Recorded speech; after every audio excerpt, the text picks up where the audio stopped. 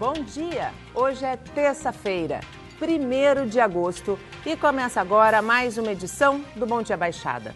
Eu sou Natalina Nini e hoje vamos juntos até às 9 horas da manhã. Abrindo o novo mês, vamos debater a legislação, desafios, educação no trânsito, mobilidade e projetos da CET, a Companhia de Engenharia e Tráfego. Para debater o tema, o Bom Dia Baixada recebe Luciane Beck, arquiteta e diretora de Planejamento e Projetos da CET Santos. Luciane, seja muito bem-vinda ao nosso programa. Muito bom dia. Muito obrigada, agradeço o convite. E também Áureo Pascoaleto, especialista em transporte e professor de engenharia da Unisanta. Professor Áureo, muito bom dia. Obrigada novamente pela sua presença. Estamos sempre à disposição. A partir de agora, você pode participar pelo nosso WhatsApp ou pela nossa fanpage no Facebook, onde a gente já está ao vivo. E você que costuma ir para São Paulo, antes de sair de casa, é bom dar uma olhadinha no site da Ecovias. Isso porque caminhoneiros fazem um protesto na região do viaduto da Alemoa, que dá acesso à entrada ao Porto de Santos. Uma faixa da Anchieta está interditada. Um dos motivos do protesto seria o reajuste no preço dos combustíveis.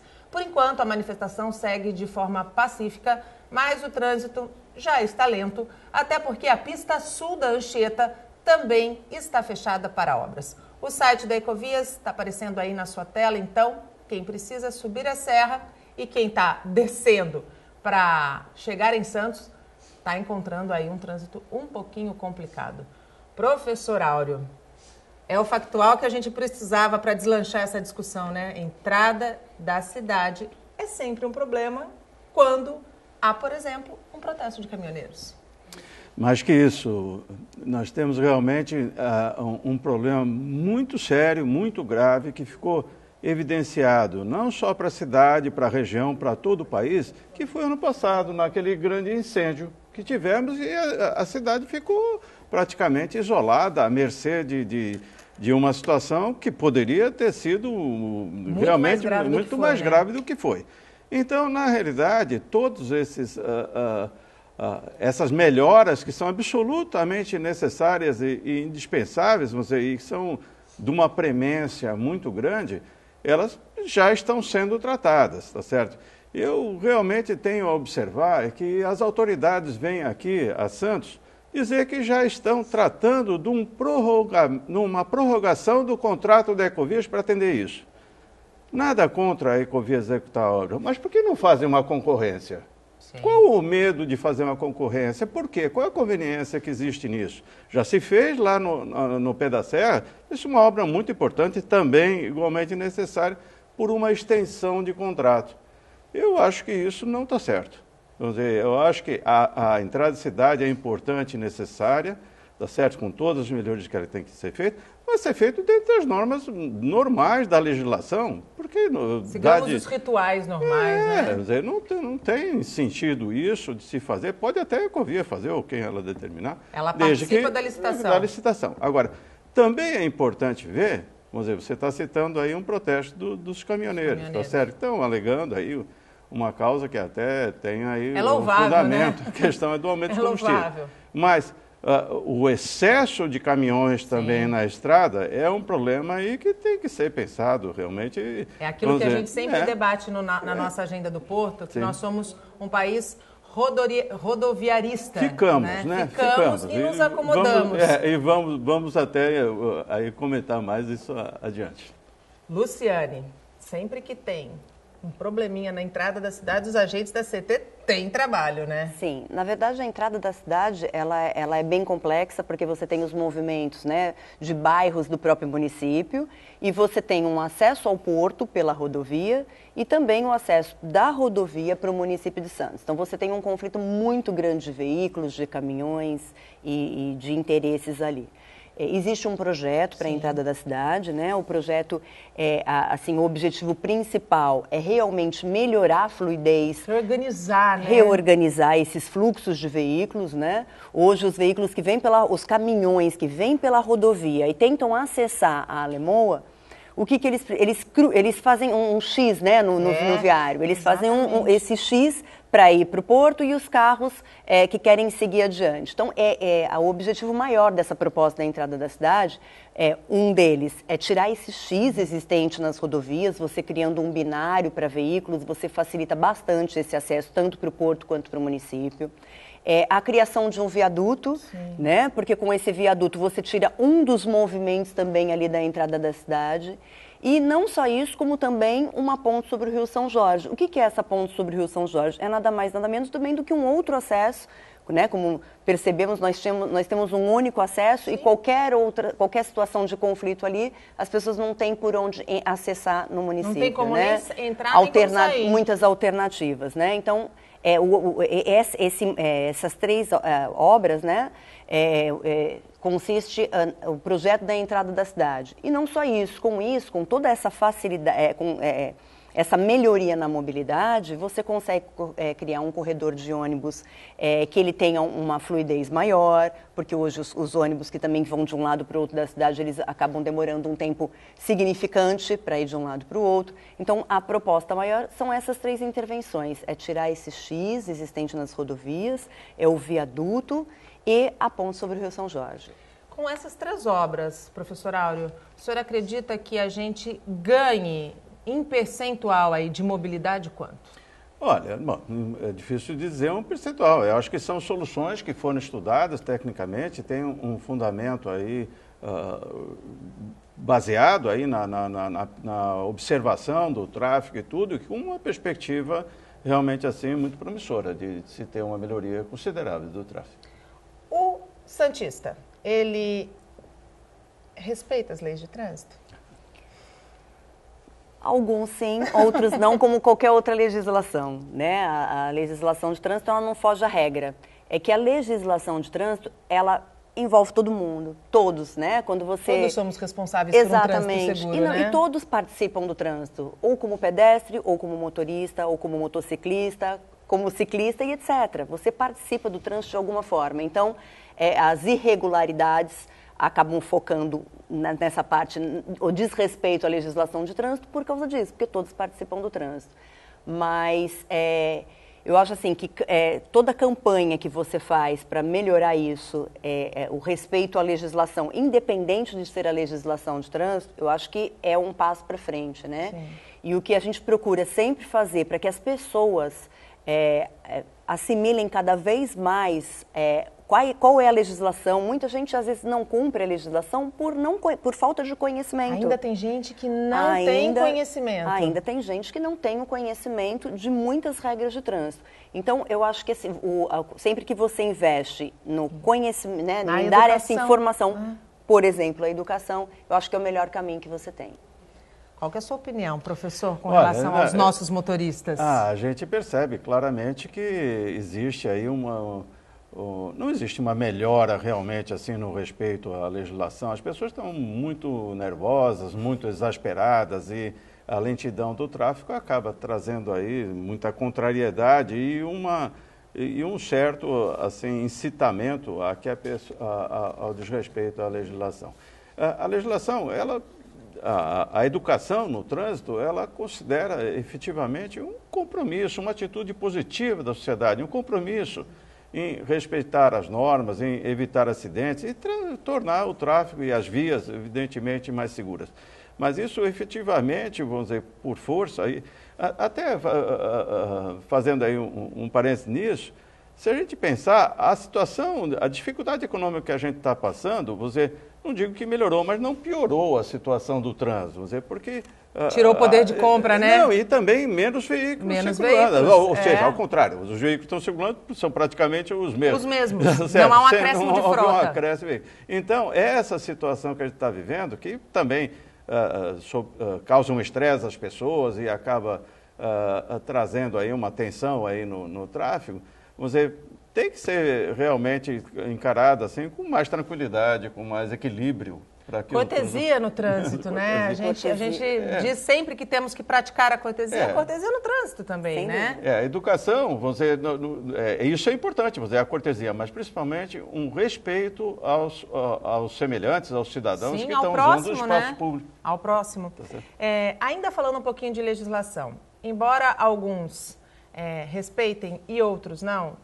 Em novembro do ano passado, nós tivemos algumas alterações e sempre dizem que o brasileiro só se adequa muitas vezes quando dói no bolso, né? E nós tivemos a alteração de valores de multas, uma delas, o uso de celular ao volante.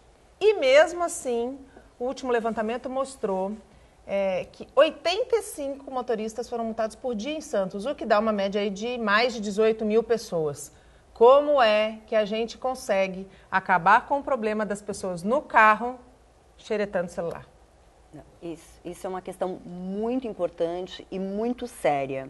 A maioria dos acidentes acontecem com a pessoa utilizando o equipamento celular.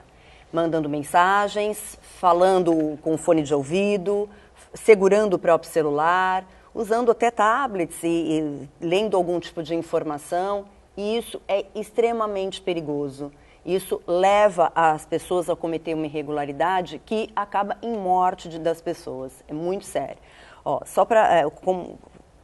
o uso do celular, né, ou com fone de ouvido, ou que também não preso, pode, né? O que fone não de ouvido pode, também não pode, porque você está tirando a sua atenção, o foco ali é o trânsito, é você observar o pedestre, o ciclista, o motociclista, o semáforo está vermelho, você não está, a faixa, você tem que observar todo, e você está distraído, mesmo usando fone de ouvido, você está distraído. Então, mas você ainda está com a mão no volante, então é uma multa média. Se você está usando o celular, segurando, né, o celular, é multa gravíssima. E o uso de mensagens também, digitando alguma coisa, também é gravíssima.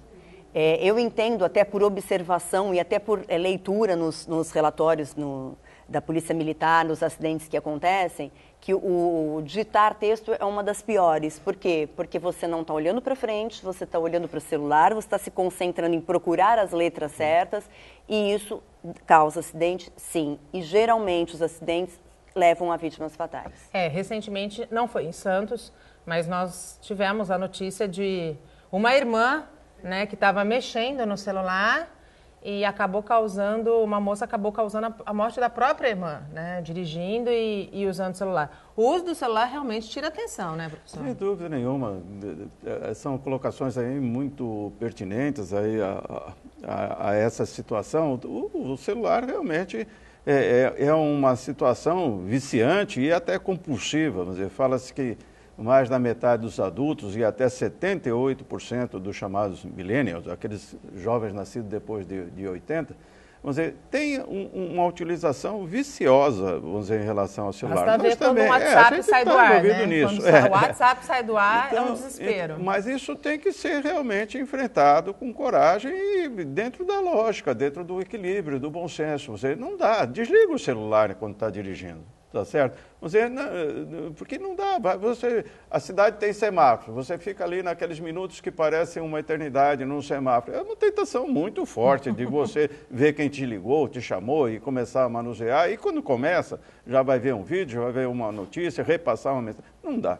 Isso aí tem que ser tratado daquela forma que a igreja chama de silêncio obsequioso. Você tem que fazer um favor para si mesmo e para a sociedade, e pro próximo. Até para evitar tragédias como essa que você citou. Luciane, e é importante dizer que não é só enquanto você está em movimento, né? A nova lei é bem clara. Quando você está parado no semáforo, você também não pode segurar o aparelho. Não, você está no trânsito. Você tem que estar atento a todas as atitudes do trânsito.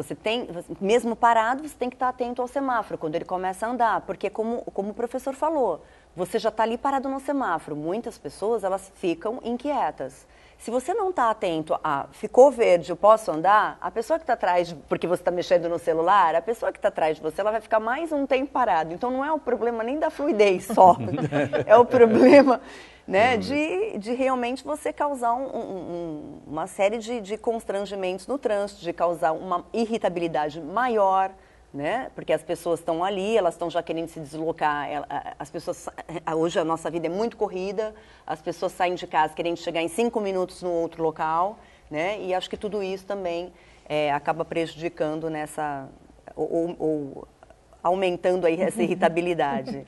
Falando um pouquinho de fluidez, pegando o gancho da fluidez, Muita gente reclama dos semáforos em Santos, né? Nós temos vias que a gente pode chamar de vias expressas e que não funcionam, vamos dizer, com o sistema de semáforo inteligente, né? O que ajudaria um pouquinho aí na nossa fluidez dos veículos. Existe algum projeto para que a gente tenha, de fato, a cidade todinha interligada por uma linha verde? Sim.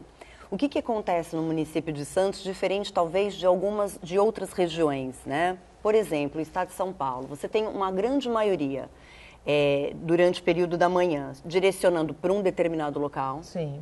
Né? E mais para o final da tarde você tem um outro pico, que é as pessoas voltando para suas residências. O que acontece em Santos? Em Santos você tem esse movimento para todos os sentidos, centro, praia, em todos os momentos. Então você até caracteriza alguns momentos como pico. Olha, agora de manhã nós temos um pico para a região central. Né? Você até caracteriza, mas ainda assim, se você comparar os fluxos, por exemplo, Conselheiro Neves, se você comparar os fluxos, você tem 1.300 veículos hora, por exemplo, no sentido centro. Sim. E no outro sentido você tem 900, 1.000. É muito semelhante, né? Então, quando você faz essa comparação, fica difícil você falar para quem que eu vou dar prioridade. Sim. Né?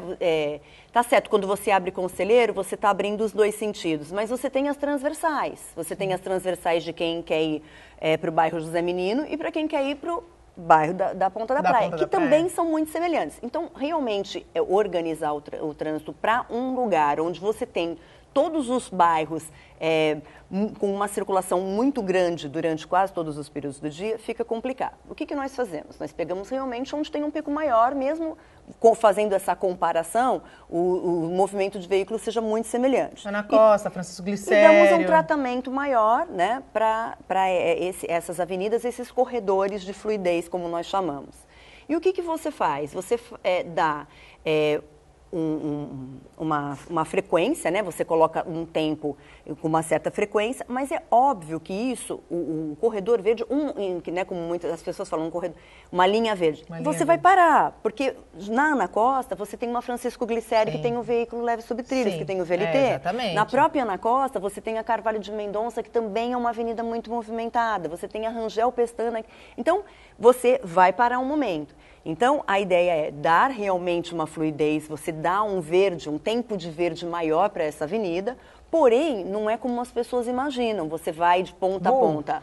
Sem parar. Num determinado momento você vai precisar parar, porque você tem outras transversais muito importantes para o transporte coletivo também, e que você vai ter que dar uma paradinha. Mas existe sim uma proposta? Não, na verdade já é um trabalho realizado pela CT.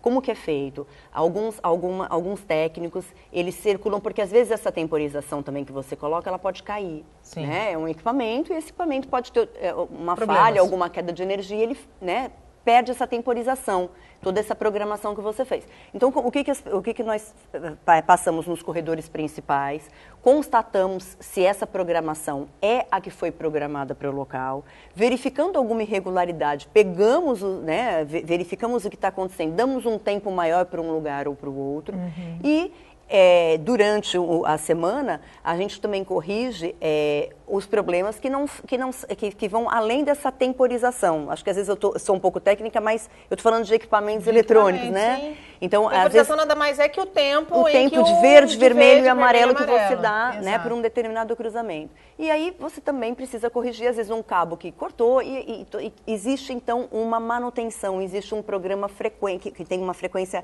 diária, que faz esse tipo de manutenção para tentar atender o máximo possível ao santista no que está se... referindo ao trânsito. Que está se dirigindo para um lugar ou para o outro. E abrimos este bloco falando sobre a situação da Polícia Civil na região. O delegado-geral adjunto do Estado usou a internet para relacionar os problemas.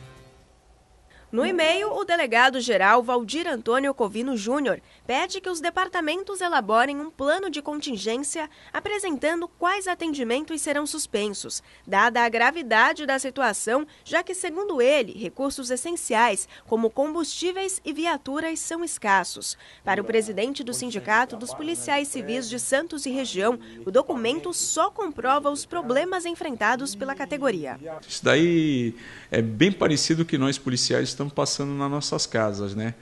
Com a defasagem salarial e a falta de valorização a gente está fazendo. Então acaba tendo que cortar plano de saúde, corta colégio, aí agora a gente está indo já para os básicos. E é isso daí que vem acontecendo com a Polícia Civil também.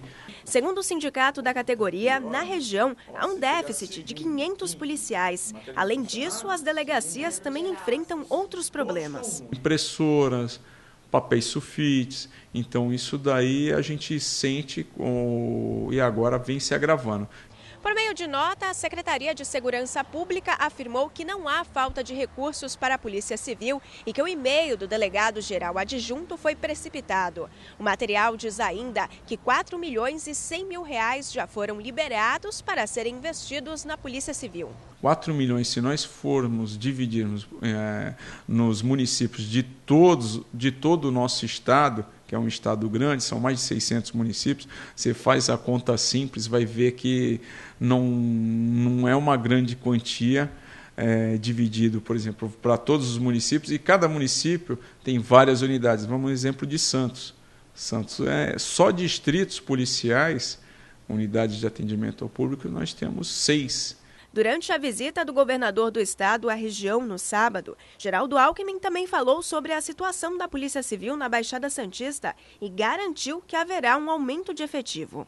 Agora, no mês que vem, no final de agosto, comecinho de setembro, estarão saindo mais 758 já formados na Cadepol. Nós nomeamos em julho delegados, investigadores e escrivães. Escrivães são mais de 400. Acho que são 80 delegados, um número grande de investigadores e de escrivães, além de médicos legistas e peritos. E temos um desafio, que é recuperar aqui o Palácio da Justiça, o prédio que nós estamos terminando lá o projeto executivo para a gente poder fazer o restauro e uma bela reforma. Sem dúvida nenhuma, o maior número de policiais civis é extremamente importante. Existe, de fato, uma carência de profissionais, mas de nada vai adiantar se nós tivermos mais profissionais e não dermos a estes profissionais condições de trabalho. Nós estamos falando de segurança pública. Os policiais civis que dedicam a vida e dedicam o seu tempo para investigar, apurar, porque é a Polícia Civil que cabe toda e qualquer investigação, muitas vezes ficam de mãos atadas porque não tem combustível para andar, não tem viatura para fazer as suas investigações e veja só, não tem papel, folha, sulfite. Então, de nada vai adiantar termos um belo prédio, porque senão vai valer aquele ditado antigo da minha avó, por fora bela viola, por dentro pão bolorento. Não vai adiantar. A população precisa efetivamente de mais policiais e os policiais precisam, sim, de mais condições de trabalho.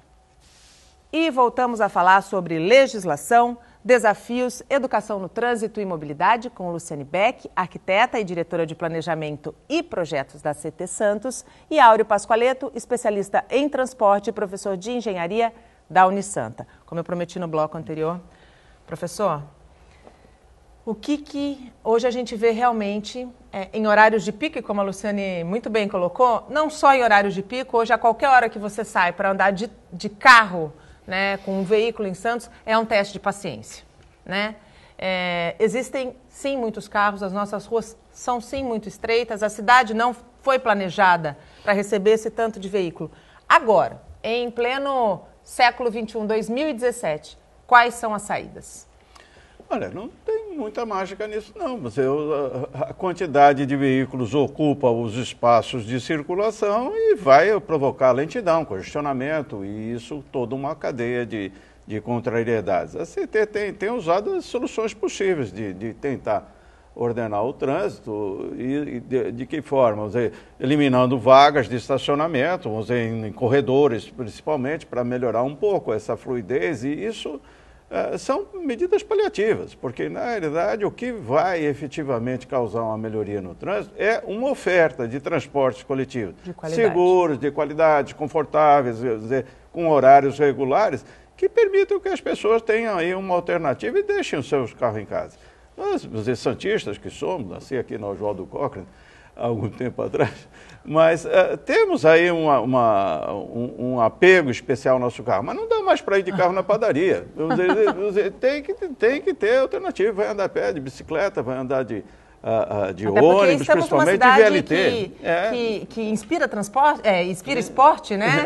Qualidade de vida, né? Nós temos todo um ambiente aí favorável para isso, uma cidade praticamente aí quase que em nível, e condições e agradáveis e tudo. Cada vez que você anda mais, você vai percebendo ou revendo aí as belezas aí da nossa cidade. Mas em termos efetivamente do trânsito, não tem grandes soluções. Mas há ainda importantes obras a serem executadas, que são a interligação Santos-Guarujá, que eliminaria, evidentemente, ou reduziria muito a travessia, vamos dizer, das balsas, e a ligação leste-oeste, vamos dizer, o túnel, vamos dizer, entre ali o canal da Moura Ribeiro e a Caneleira, vamos dizer, que seriam definitivamente acessos importantes, melhoraria a situação, vamos dizer, do Morro da Nova Sintra, a população, vamos dizer, não teria que competir com tanto congestionamento ali naquela subida e descida e tudo. Mas, fundamentalmente, o que vai melhorar a situação do trânsito é a priorização do transporte coletivo por todo mundo, não só pelas autoridades. As autoridades,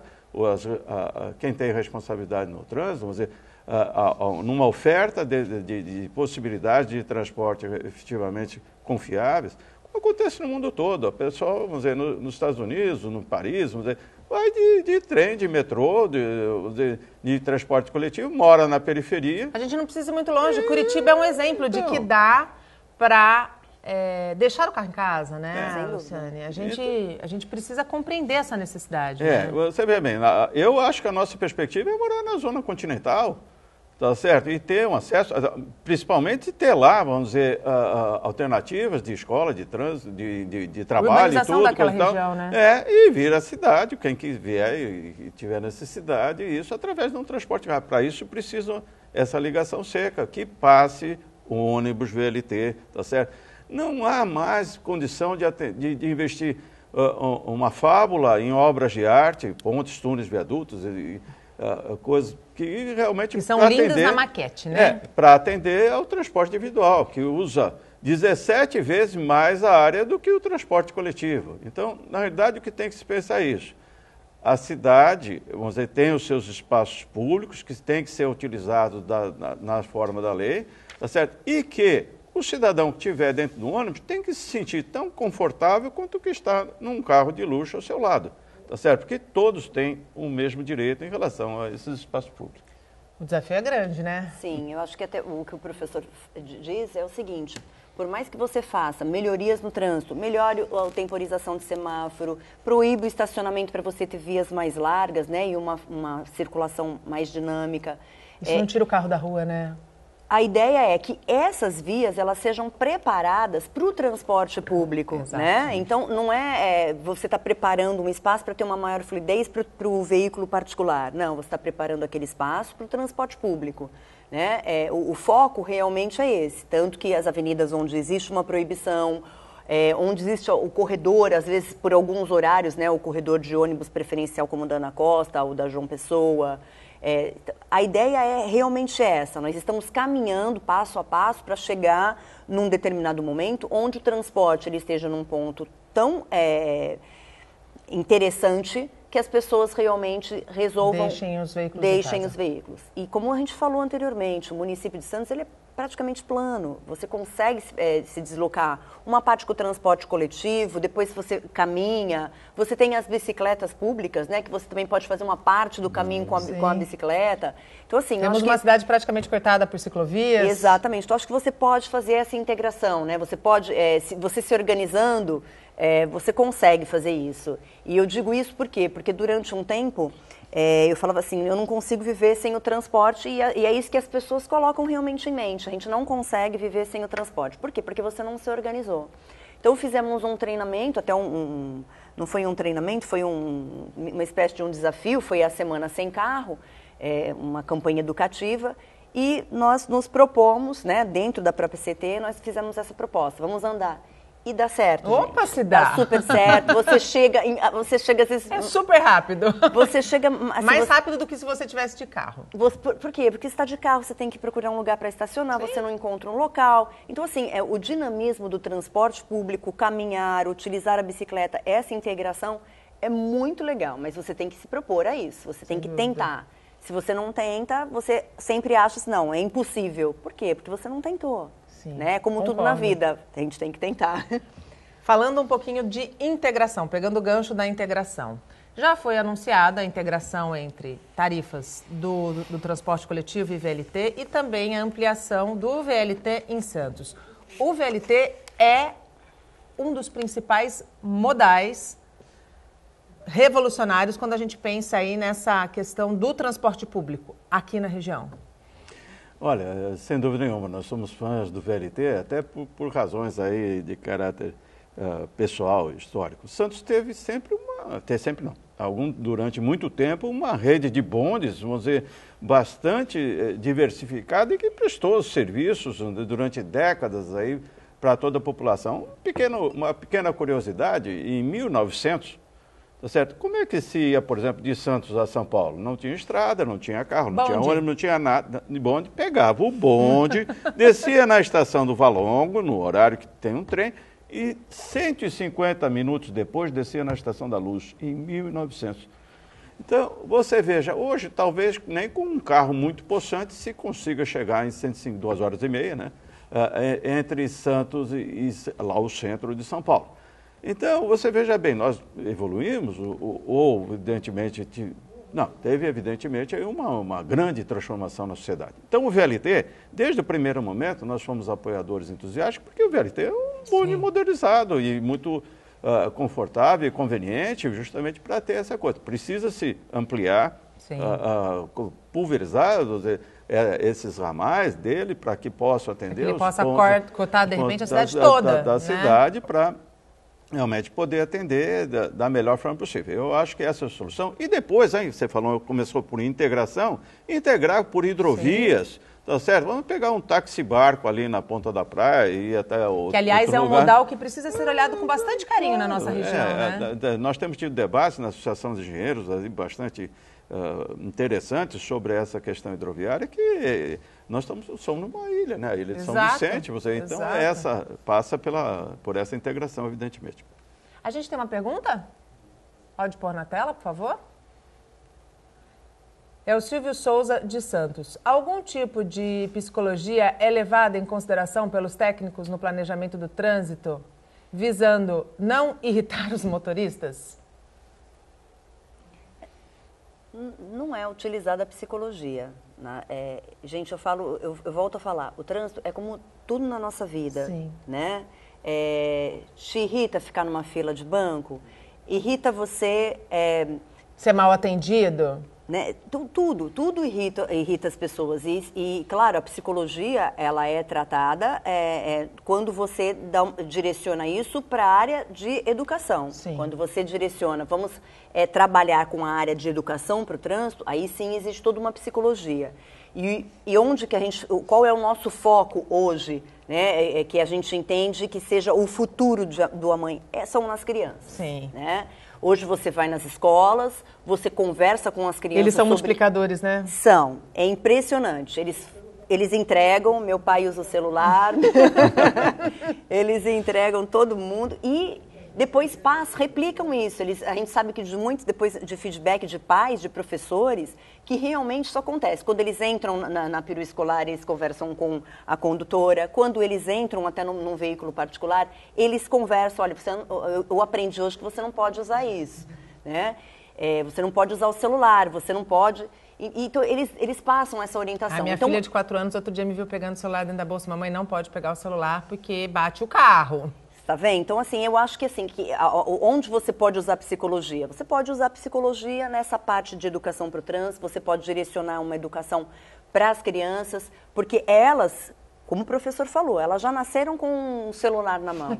Então, soltar vai ser bem difícil. E amanhã elas vão ser motoristas. Sim, exatamente. São os nossos... Então, você tem que começar, desde já, a colocar isso como uma cultura para elas. Muitos países onde você pisca e as pessoas estão olhando para o pedestre, onde existe um respeito mútuo entre os participantes do trânsito, é porque essa cultura já vem de muito tempo.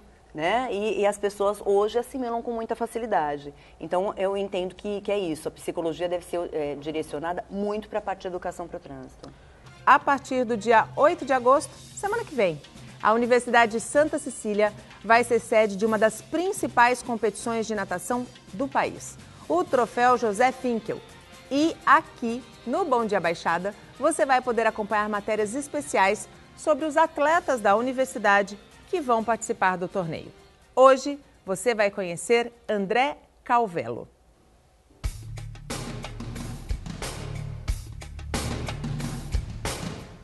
Um 1,90 m e 16 anos.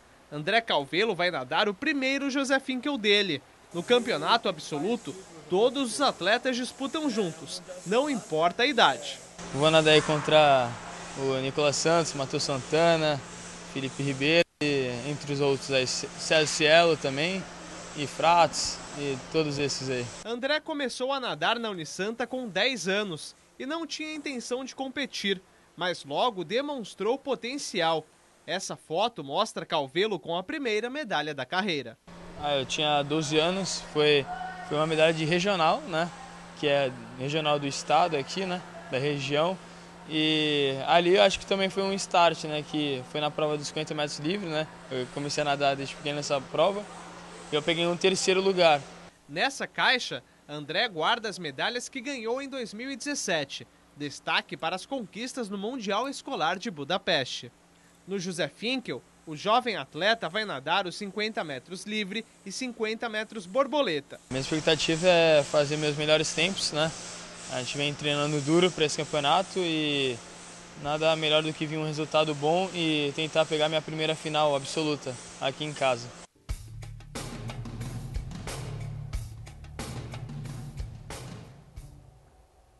Amanhã tem outra reportagem especial com mais um atleta. Boa sorte ao time de nadadores da Unisanta. E voltamos com o nosso tema central. Nesta terça-feira falamos sobre legislação, desafios, educação no trânsito, mobilidade. Aqui comigo na bancada, Luciane Beck, arquiteta e diretora de planejamento e projeto da CT Santos, e Áureo Pascoaleto, especialista em transporte e professor de engenharia da Unisanta. Luciane, hoje muitas escolas voltam às aulas, né? E quando volta às aulas, é muito comum a gente ver uma chuva de infrações na frente das escolas. Para quem está em casa entender, como funcionam as fiscalizações da CT, como elas são programadas neste caso? Sim, nós temos o que nós chamamos de Operação Travessia Escolar, que são operadores da CT Santos, que se direcionam para escolas onde tem que estão localizadas em vias mais movimentadas, e eles realizam, na verdade, a travessia escolar, né? A presença deles acaba inibindo um pouco, sem dúvida, que as pessoas, que os pais, né, cometam qualquer tipo de irregularidade, mas eles se direcionam para o local para realizar a travessia, para orientar o pedestre a atravessar os alunos, principalmente, a atravessar as avenidas, porque geralmente são avenidas de grande movimentação. Nós temos também viaturas que circulam próximo a essas áreas escolares. Essas viaturas, sim, elas realizam uma fiscalização, né? Elas fila dupla, pais que ficam parados num espaço de um embarque e desembarque sem realizar o embarque e desembarque, né? Comprometendo o espaço de um pai que realmente quer realizar. Parar para desembarcar. Exatamente, quer parar para desembarcar, né? E, mais do que tudo, nós temos os programas de educação nas escolas, né? Que são os programas voltados para os alunos, mas também voltados a uma orientação geral de todas as pessoas que atuam nessas escolas, até para elas orientarem os pais. Olha, que você não pode parar, é um trânsito mais dinâmico. Você sabe que nem todas as pessoas escutam o que é dito, muita gente para e existe essa irregularidade. Mas essas são as condições que nós temos. Você realiza a travessia porque você está favorecendo ali a travessia do pedestre. Você realiza essas blitz para que você tenha alguns veículos autuados por estarem cometendo uma irregularidade, de repente, amanhã não repetirem essa mesma infração. E os programas direcionados para as escolas, para que eles tenham junto aos pais, tenham essa interação.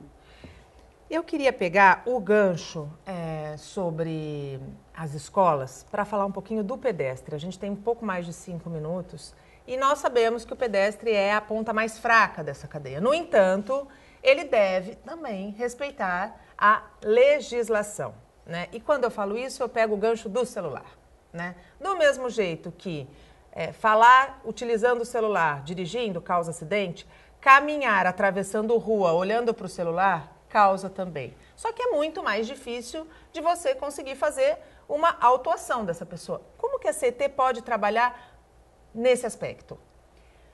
Volto a te falar, eu acho que todo o foco da CET hoje, quando você diz respeito ao pedestre, ao ciclista, que são, as pessoas mais vulneráveis no trânsito, você tem que voltar isso para a educação, né? Você tem que fazer campanhas educativas, tem que direcionar, né? Fizemos campanhas para ciclistas, Sou Mais Bike, onde você dava um manual para a pessoa sobre as regras do ciclista. Existem regras para os ciclistas. Fizemos blitz também com os ciclistas, onde as bicicletas são apreendidas e as pessoas recebem uma aula de como devem se comportar no trânsito. Existe o programa Faixa Viva, que é um programa voltado para o pedestre. Então, você dá programas para eles, você faz campanhas educativas voltadas para eles e você também cobra um pouco de bom senso, tendo em vista que você está direcionando tantas campanhas para favorecer essas pessoas no trânsito, né, no viário. Então, assim, eu entendo que somente com campanhas educativas você faz isso. Por quê? Existe também uma dificuldade muito grande. Como você autua um ciclista, como você autua um pedestre, né? O veículo você pega uma placa, mesmo que ele não pare, você pega a placa, você direciona a autuação para ele. O pedestre, eu acredito que somente com realmente a educação. Porém, eu vou te contar um fato que nós até estávamos falando. Eu fui uma vez para fora do Brasil, época em que nem existia ainda o celular, assim, um em cada bolso, e eu verifiquei. Tinha um pedestre atravessando na faixa de pedestre, só que estava usando o celular. Vermelho para os carros, ele estava totalmente correto, só que ele estava usando o celular atravessando a faixa de pedestre. Ele foi, no mesmo instante, levou uma advertência verbal, um constrangimento perante as outras pessoas, não recebeu nenhuma autuação, mas teve todo esse constrangimento. Então você vê como a cultura de alguns países, estados, são assim completamente diferentes da nossa. Isso é uma coisa muito nova para o brasileiro, né? E eu entendo que daqui a um tempo, de repente, alguém que esteja na faixa de pedestre receba, né, usando o celular e receba essa advertência, fique também constrangido. Isso é o que a gente espera investindo nessas campanhas educativas. Precisa mudar essa cultura, né, professor? Porque como a gente começou falando lá no começo, lá no primeiro bloco, todos somos responsáveis por um trânsito seguro. Você veja bem, nós estamos em cidades. Cidades remetem à cidadania, tá certo? Então, esses espaços públicos, que são os espaços ocupados por calçadas e as vias, as ruas propriamente ditas, né, avenidas, eles são espaços que são utilizados de forma organizada e regulamentada. Está muito bem colocado, vamos dizer, nós temos que dar preferência para aquelas pessoas que são menos favorecidas, vulneráveis, jovens, idosos, deficientes, ter boas calçadas, ter condições de acessibilidade, uma sinalização que oriente adequadamente, vamos dizer, aonde fazer travessias e tudo. Mas também o pedestre, até pela sua própria segurança, vai atravessar uma faixa onde ele tem prioridade, que não seja um local com um semáforo, que não seja um local sinalizado especificamente, ele vai, observa, olha para um lado e olha para o outro, pelo carro, porque a pessoa que está num veículo em movimento, ele tem dificuldade de estancar o seu veículo e pode até causar um acidente, tá certo? Então, mesmo exercendo a sua preferência, a faixa praticamente como uma extensão das calçadas, olha se vem carros, tá certo? Observa, ele pode ter o bom senso de fazer essa travessia no momento que lhe seja conveniente, que efetivamente não corra risco nessa travessia. Olha, seguramente eu precisaria de mais uma hora de programa para a gente cumprir todo o nosso roteiro, mas eu acredito que nós prestamos informações bastante importantes para quem está em casa. Eu já deixo um próximo convite aqui aberto, de acordo com a agenda de vocês, para que a gente siga discutindo educação no trânsito, porque eu acredito que só através da educação a gente consegue, de fato, transformar a sociedade. Luciane, muito obrigada pela tua participação aqui conosco. Foi um prazer participar do programa. Obrigada. Professor Áureo, muito obrigada mais uma vez pela participação aqui no Bom Dia Baixada. Eu que agradeço, estamos à disposição. O Bom Dia Baixada fica por aqui. Amanhã vamos receber o prefeito de São Vicente, Pedro Gouveia, e o advogado e empresário Rogério Conde. Não esqueça também de curtir a nossa fanpage no Facebook, onde você encontra todos os nossos vídeos, e nossa página no Instagram e no Twitter. Durante todo o dia, você pode ficar bem informado sobre tudo o que acontece na região e no mundo, acessando o Santa Portal. Eu volto amanhã, às 8 horas da manhã.